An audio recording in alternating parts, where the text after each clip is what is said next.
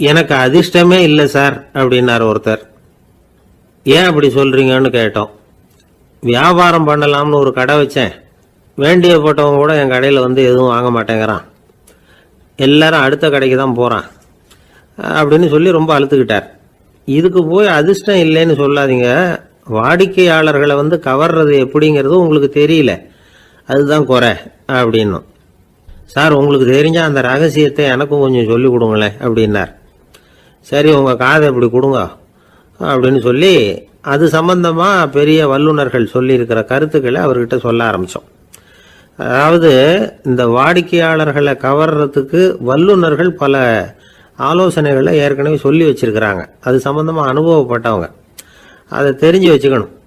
அதாவது கடை வச்சிருக்கிறவங்க எல்லாரும் இதை கொஞ்சம் காதில் வாங்கி வச்சுக்கணும். எதை இப்போ சொல்ல போகிறத. எப்பவும் பணத்தை சம்பாதிக்கிறதுலையே குறியாக இருக்கக்கூடாதான். அதை விட முக்கியமாக நீங்கள் சம்பாதிக்க வேண்டியது வாடிக்கையாளர்களுடைய மன நிறைவு. வர்றவங்க திருப்தியோடு போகணும், அது முக்கியம். அதில் கவனமாக இருக்கணும். கடைக்கு வர்ற ஒருத்தர் ஏதாவது ஒரு குறை சொல்கிறாருன்னு வச்சுங்க, அதை வந்து அலட்சியப்படுத்தக்கூடாது. ரொம்ப அக்கறையோடு அதை காது கொடுத்து கேட்கணும். அப்படியா சார், அதை நான் அவசியம் கவனிக்கிறேன் அப்படின்னு சொல்லணும். ஒருத்தர் வரார், சார் நேற்றுக்கு உங்கள் கடையில் இதை நான் வாங்கிட்டு போனேன், வீட்டில் இது வேணான்னு சொல்லிவிட்டாங்க, அது திருப்பி கொடுக்கறதுக்காக தான் வந்திருக்கிறேன் அப்படின்னு சொல்லி திருப்பி கொடுக்குறார். உடனே நீங்கள் வந்து முகம் சுளிக்கக்கூடாது, எரிச்சல் படக்கூடாது. வழக்கம் போல் நிதானமாக முகம் அலர்ச்சியோடு அதை திருப்பி வாங்கிக்கணும். இவ்வளவு ரூபாய்க்கு சாமான் வாங்கினா இந்த ஸ்பூன் அன்பளிப்பு, இப்படி ஏதாவது கொடுக்கலாம். பண்டிகை காலங்கள்லேயும் பொருள்கள் வாங்குறவங்களுக்கு இப்படி ஏதாவது பொருத்தமாக ஒரு அன்பளிப்பு கொடுக்கலாம்.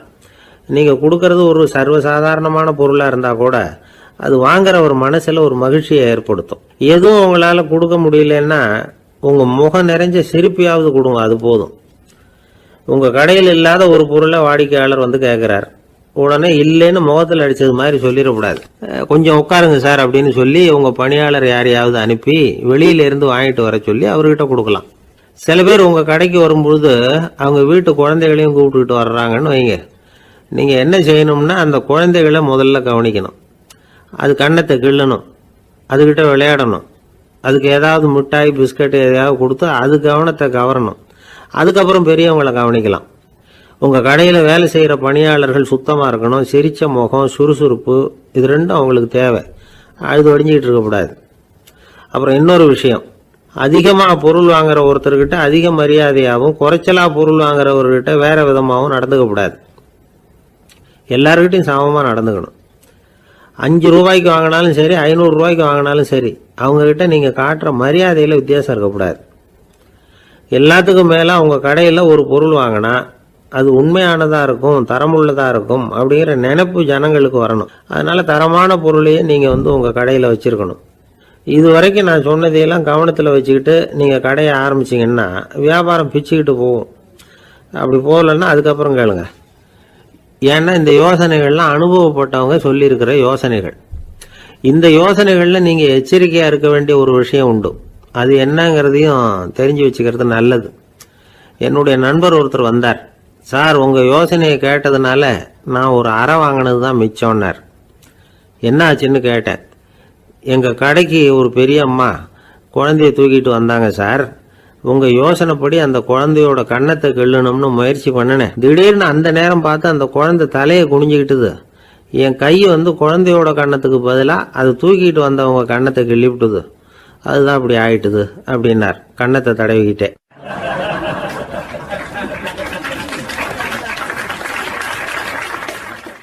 ஒரு பெரிய நினைவு மண்டபம். அதுக்கு முன்னாடி ஒரு அப்பாவும் பிள்ளையும் நின்றுக்கிட்டு இருக்கிறாங்க. அந்த வழியாக போகிறவங்க வர்றவங்கெல்லாம் அந்த இடத்துல நின்று அது என்ன மண்டபம் அப்படின்னு விசாரிக்க ஆரம்பித்தாங்க. அந்த அப்பாவும் பிள்ளையும் தான் வர்றவங்களுக்கெல்லாம் விவரம் சொல்லிகிட்டு இருக்கிறாங்க. அதாவது இந்த இடத்துல ஒரு பெரிய மகான் சமாதி ஆகியிருக்கார். அவர் சமாதியான இடத்துல இந்த நினைவு மண்டபத்தை கட்டியிருக்கிறோம் அப்படின்னாங்க. ஊர் பூரா இந்த செய்தி பரவிச்சு. நிறைய பேர் அந்த இடத்த தேடி வர ஆரம்பித்தாங்க. இங்கே வந்து கொஞ்சம் நேரம் உட்காந்துட்டு போனால் மனசுக்கு ஒரு நிம்மதி கிடைக்கிது அப்படின்னாங்க.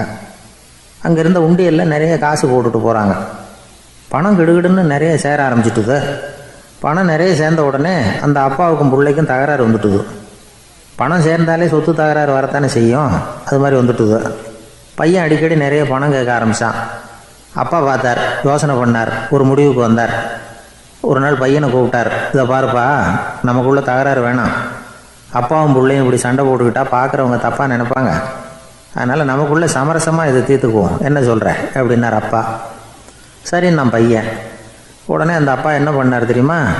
மகன்கிட்ட கொஞ்சம் பணத்தை கொடுத்தார். தன்கிட்ட இருந்த ஒரு கழுதையையும் கொடுத்தார்.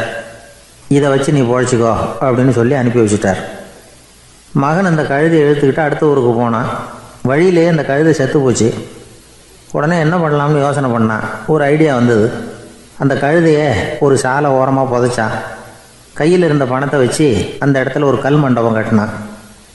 அந்த வழியாக 2 பேர் வந்தாங்க. இது என்ன மண்டபம்னு விசாரித்தாங்க. இந்த இடத்துல ஒரு பெரிய மகான் சமாதி ஆயிருக்கிறார் அப்படின்னா. இந்த செய்தி ஊர் பூரா பரவ ஆரம்பிச்சிட்டுது. நிறைய பேர் வந்து போக ஆரம்பித்தாங்க. இங்கே வந்தால் மனசுக்கு ஒரு பெரிய நிம்மதி கிடைக்குது அப்படின்னு வேற சொல்ல ஆரம்பித்தாங்க. வர வர கூட்டம் அதிகமாக வர ஆரம்பிச்சிட்டுது. உண்டியலில் பணம் நிறைய சேர்ந்துட்டுது. நகையெல்லாம் கூட கழட்டி காணிக்கையாக போட ஆரம்பிச்சிட்டாங்க. அப்பாவை விட மகன் பெரிய ஆளாயிட்டான். இதை கேள்விப்பட்டார் அப்பா. பையனை பார்த்துட்டு வரலாம்னு ஒரு நாள் புறப்பட்டு வந்தார். பையன் ஓஹோன்னு இருக்கிறான். பங்களா, காரு எல்லாம் வந்துட்டுது. எப்படிடா இந்த அளவுக்கு ஆனே அப்படின்னு விசாரித்தார். அப்பா, எல்லாம் உங்கள் ஆசீர்வாதம் தான். நீங்கள் கொடுத்த மூலதனத்தை வச்சு தான் இவ்வளவும் சம்பாதிச்சேன் அப்படின்னு நான் பையன். அது எப்படிறான்னு விசாரித்தார். அப்பா, நீங்கள் ஒரு கழுதை குட்டியும் கொஞ்சம் பணமும் என்கிட்ட கொடுத்து அனுப்பி வச்சிங்க. அதை எடுத்துக்கிட்டு வந்தேன். வர்ற வழியில் அந்த கழுதை செத்து போச்சு. உடனே யோசனை பண்ணேன். அந்த கழுதையை இந்த இடத்துல புதைச்சேன். கையில் இருந்த பணத்தை வச்சு மண்டபம் கட்டினேன். மகான் ஒருத்தர் சமாதி ஆயிருக்கார் அப்படின்னு வதந்தியை கிளப்பி விட்டேன். ஜனங்கள்லாம் ஏமாந்து போய் காசை கொண்டாந்து போட ஆரம்பிச்சிட்டாங்க. நான் பொழைச்சிக்கிட்டு இருக்கிறேன் அப்படின்னா. இப்போதான்டா நீ என் புள்ள அப்படின்னு சொல்லி சந்தோஷப்பட்டாரான் அந்த அப்பா. ஏன் அப்படி சொல்கிறீங்கன்னு கேட்டிருக்கான் பையன். கழுதை குட்டியை புதைச்சி மண்டபம் கட்டியிருக்கிற நீ, ஏற்கனவே நம்ம ஊரில் நாம் கட்டியிருக்கிறோமே மண்டபம், அது இந்த கழுதையோட அம்மாவை புதைச்ச இடம். மகான் சமாதி ஆயிருக்காருன்னு நானும் சும்மா கப்ஸா தான் விட்டுக்கிட்டு இருக்கேன் அப்படின்னாரான் அப்பா. முட்டாள் ஜனங்களை நினச்சி அந்த 2 பேரும் சத்தம் போட்டு சிரிச்சாங்களாம். மனுஷன் ஏமாத்துறது ரொம்ப சுலபம். என் கூட படித்த ஒருத்தன் திடீர்னு ஒரு நாள் எல்லாருக்கும் அருள் வாக்கு சொல்ல ஆரம்பிச்சிட்டான். அவன் ஒரு ஆஃபீஸ்லேயும் வேலை பார்க்குறான். ஆஃபீஸில் உள்ளவங்கள்லாம் அவங்ககிட்ட வந்து அருள் வாக்கு கேட்குறது வழக்கம். ஒரு நாள் நான் முன்னாடி போய் உட்காந்து பேசிக்கிட்டு இருந்தேன். அப்போ அதே ஆஃபீஸில் வேலை பார்க்குற ஒருத்தர் அவங்ககிட்ட வந்து, சுவாமி, என் மேஜையில் வச்சுருந்த பேனா திடீர்னு காணாமல் போட்டுது, அது திரும்ப கிடைக்குமா எனக்கு அப்படின்னு கேட்டார். இவன் கண்ணை உருட்டி பார்த்துட்டு, அது உனக்கு கிடைக்காது, புதுசாக வேற ஒன்று வாங்கிக்கப்போ அப்படின்னா. சரின்னு அவர் போயிட்டார். அவர் போனதுக்கப்புறம் நான் மெதுவாக இவனை பார்த்து, அது எப்படிடா அது உனக்கு கிடைக்காதுன்னு அவ்வளோ உறுதியாக அவர்கிட்ட சொன்னேன் அப்படின்னு கேட்டேன். இவன் மெதுவாக என் காதுகிட்ட வந்து, அந்த பேனாவை கிளப்புனதே நான் தான் அப்படிங்கிறான்.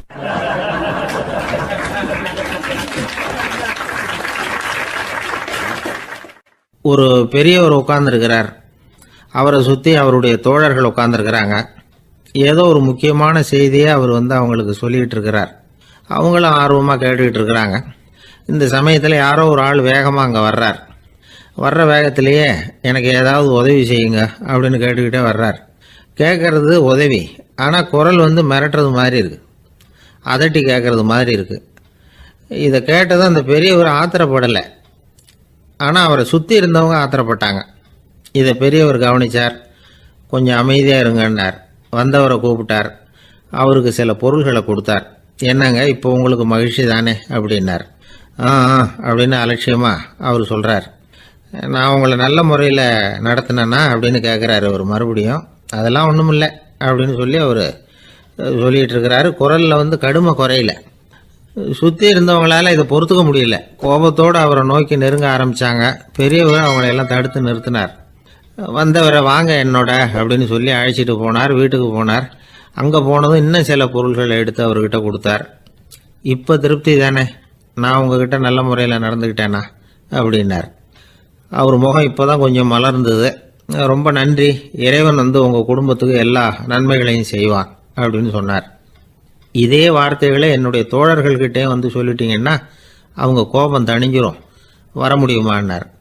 கண்டிப்பாக வர்றேன் அப்படின்னாரு. மறுநாள் காலையில் அந்த இடத்துக்கு வந்தார். அதே மாதிரி சொல்லிவிட்டு அவர் போயிட்டார்.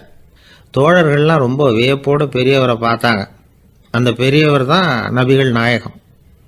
அவர் சொன்னார், ஒருத்தன் ரொம்ப ஆசையாக ஒரு ஒட்டகத்தை வளர்த்துக்கிட்டு வந்தான். ஒரு நாள் அந்த ஒட்டகம் வந்து கயத்தை அறுத்துக்கிட்டு ஓடி போயிட்டுது. அக்கம் பக்கத்தில் இருக்கிறவங்கெல்லாம் அந்த ஒட்டகத்தை பிடிக்கிறதுக்கு முயற்சி பண்ணாங்க. அதை துரத்திக்கிட்டு ஓடினாங்க. ஒட்டகம் வந்து தாறுமாறாக ஓட ஆரம்பிச்சிது. இந்த சமயத்தில் ஒட்டகத்தை வளர்த்தவன் அங்கே ஓடி வந்தான். நீங்கள் அதை ஒன்றும் செய்ய வேணாம், விட்டுருங்க. அதோட சுபாவம் எனக்கு நல்லா தெரியும். அதை சுலபமாக என்னோடய வழிக்கு கொண்டுகிட்டு வந்துட முடியும். நான் பார்த்துக்கிறேன், விட்டுருங்கோ அப்படின்னா. எல்லாரும் விலைக்கு போயிட்டாங்க. இவன் என்ன செஞ்சான் தெரியுமா? கொஞ்சம் புல்லை கையில் எடுத்துக்கிட்டு அந்த ஒட்டகத்தை நெருங்கினான். அவ்வளவுதான். அது ஓடி வந்து இவன் காலடியில் உட்காந்துக்கிட்டது. செல்லமாக அதை அப்படியே தடவி கொடுத்தான். முதுகில் ஏறி உட்காந்துக்கிட்டான். அது பாட்டுக்கு சாதுவாக நடந்து போகுது. இந்த கதையை நபிகள் நாயகம் தம்முடைய தோழர்களுக்கு சொல்கிறார். ஒட்டகத்தை மட்டும் இல்லை, சில மனிதர்களையும் கூட சில விதத்தில் அணுகி தான் அவர்களை வந்து சீர்திருத்த வேண்டியிருக்குது அப்படிங்கிறத அவங்களுக்கு உணர்த்தினார். இது ஒரு அழகான உளவியல் அணுகுமுறை. சில குடும்ப தலைவர்கள் கூட இந்த ஒட்டகம் மாதிரி நடந்துக்கிறது உண்டு. அப்புறம் அடங்கி போகிறதும் உண்டு. ஒரு குடும்ப தலைவர் காலையில் எழுந்திரிச்சதுலேருந்து சத்தம் போட்டு கத்திக்கிட்டு இருப்பார். பக்கத்தில் இருந்தவங்கெல்லாம் ஓடி போய் சமாதானம் பண்ணி பார்த்தாங்க. அவர் ஓயறது மாதிரி தெரியல. கடைசியில் அவர் மனைவி வந்தாங்க. நீங்கள் எல்லாம் விலைக்கு போயிடுங்க, அவர் சுபாவம் எனக்கு தெரியும், நான் பார்த்துக்கிறேன் அப்படின்னாங்க. சரின்னு எல்லாரும் போயிட்டாங்க. சாயந்தரமாக வந்து பார்க்குறாங்க, அவர் சத்தம் இல்லாமல் ஒரு மூலையில் உட்காந்துருக்கிறார். ரொம்ப சாதுவா. ஆச்சரியமாக இருந்தது. என்னம்மா பண்ணீங்கன்னு கேட்டாங்க. அது ஒன்றும் இல்லைங்க, ஒரு வேளை சாப்பாட்டை நிறுத்தினேன், பட்னி போட்டேன், அவ்வளவுதான் அப்படின்னாங்க அந்த அம்மா.